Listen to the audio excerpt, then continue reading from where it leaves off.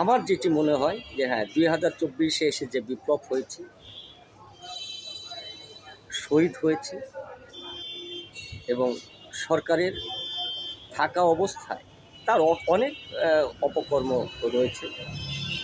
সেই অপকর্ম হয়তো ভাষায় প্রকাশ করা যাবে না, জাতির কাছে নিন্দনীয় এবং জাতির বিরুদ্ধে চলে গিয়ে কোনো ব্যক্তি যে দেশের বলবান হতে পারে না এবং বীরশ্রেষ্ঠ মানুষ হতে পারে না, সেটি জাতি প্রমাণ করে দিয়েছে। যে সেই ক্ষেত্রে তাদের যে স্থাপনাগুলো রয়েছে এগুলো রাষ্ট্রীয় সম্পদ, তাদের যে স্থাপনাগুলো রয়েছে সেটি সেই সকল শহীদদের যারা শহীদ হয়েছেন 2024-এ এসে তাদের জন্য একটি জাদুঘর অথবা তাদের স্মৃতিচিহ্নগুলো সেই সকল জায়গায় যদি রাখা যায় এবং এটি স্থাপন করা যায়, তাহলে কিন্তু এই দলটি, আমি বিশেষ করে কারো বিরুদ্ধে বলছি না, এই দলটি চিরজীবন সেই মির্জাফরের মতো ভূমিকা নিয়ে কিন্তু থাকবে। কেননা আমরা বাংলার মানুষ, আমরা দেখেছি মির্জাফরের ভূমিকাকে, আজও আমরা কিন্তু সেই মুখে মুখে রেখেছি, সেই ইতিহাস কিন্তু সেখান থেকে এখনও মুছে যায়নি। সেগুলো না করে যদি আমরা এই সকল স্মৃতিচিহ্নগুলো, এই সকল বিষয়গুলো যদি আমরা গুরিয়ে দিই, তাহলে বিশেষ করে আমার যেটি মনে হয় যে মুক্তিযুদ্ধের ইতিহাস সেখানে লুকিয়ে আছে, দেশে 30 লক্ষ মানুষ শহীদ হয়েছে সেটি লুকিয়ে আছে, 75-এর একটি গণহত্যা সেটি লুকিয়ে আছে। হতে পারে সেটি বিপ্লব, আমি অস্বীকার করছি না, তাদের কারো কাছে বিপ্লব, কারো কাছে হয়তো গণহত্যা, আমি দুটোই বলছি।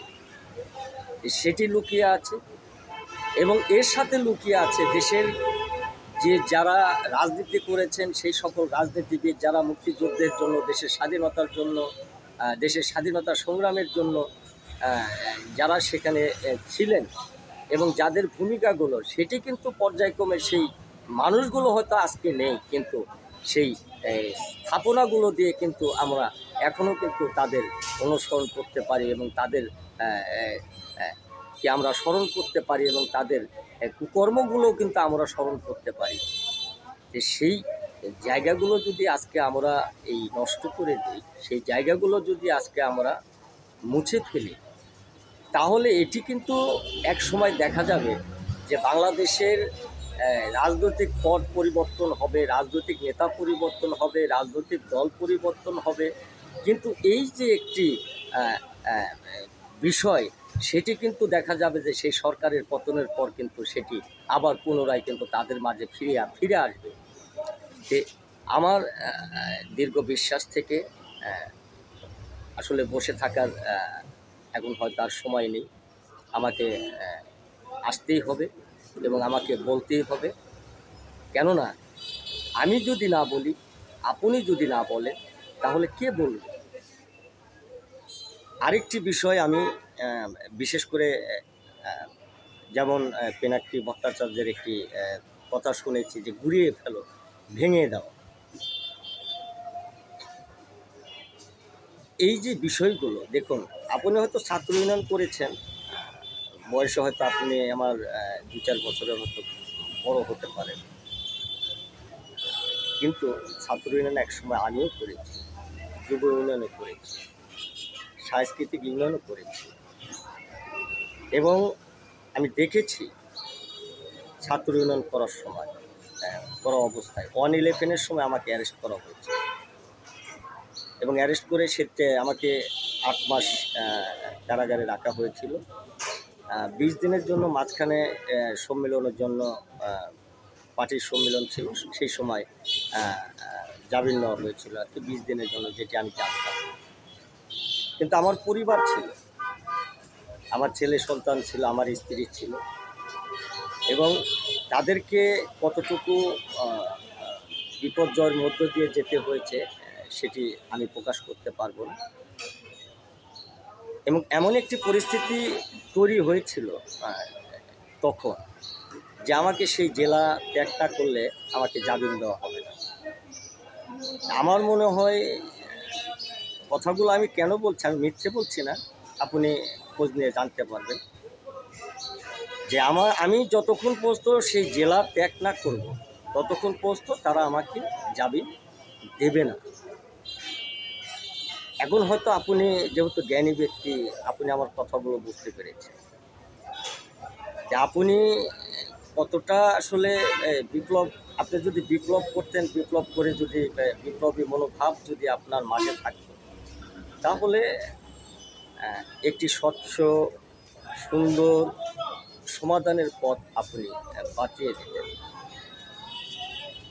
আর এই পথগুলো যখন আপনাদের মতো জ্ঞানী ব্যক্তির কাছ থেকে আসবে, তখন যারা দেশের যুব সমাজ, যুবশক্তি এবং দেশের যে তরুণ তারুণ্যের যে একটি মহৎ কাজগুলো, তারা কিন্তু সেটি সঠিকভাবে করতে পারবে।